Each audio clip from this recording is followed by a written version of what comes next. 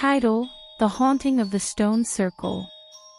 As a group of 5 friends embarked on a hiking trip in the remote mountains, we never expected to stumble upon the ancient stone circle that would change our lives forever. The barren landscape was covered in a thick fog, giving it an eerie and foreboding atmosphere. We were drawn to the mysterious structure, the towering stones looming ominously in the mist. Sarah, led the way, my curiosity getting the best of me. My friends followed behind, their nervous laughter echoing through the fog. As we approached the circle, a chill ran down my spine, and the hair on the back of my neck stood on end. There was something unsettling about the place, a feeling of unease that I couldn't shake. Ignoring my friends' protests, I stepped into the circle, the ancient stones looming over me like silent sentinels. As I reached out to touch one of the stones, a sudden gust of wind whipped through the circle, causing the stones to groan and creak. I stumbled back in fear, my heart pounding in my chest. And that's when I saw him, a figure standing in the center of the circle, his eyes blazing with an otherworldly light. He was the villain of this terrifying tale, a being of ancient power who had been awakened by our presence. A sense of horror washed over me as I realized the gravity of our mistake.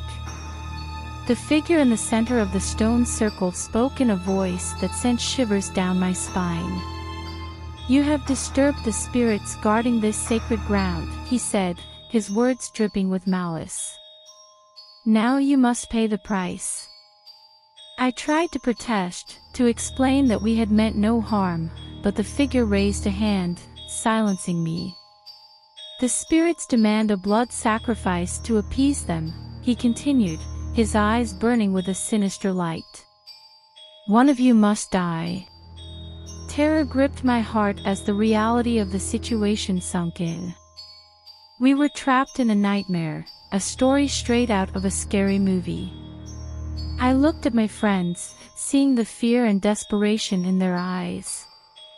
We were all in this together, facing a horror beyond our worst nightmares. As the figure in the circle raised a wicked-looking dagger, I knew that one of us would not make it out alive. The suspense was palpable, the tension thick in the air. We were at the mercy of an ancient force, a malevolent presence that demanded our lives as payment for our trespass.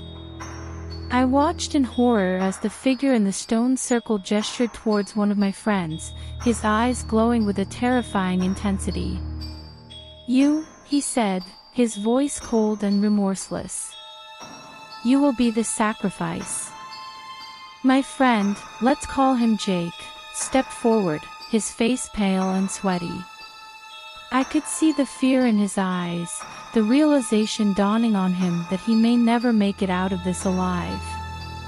I wanted to scream, to protest, but I was frozen in place by the terror of the situation. As the figure in the circle raised the dagger high above his head, I closed my eyes, unable to bear the sight of what was about to happen.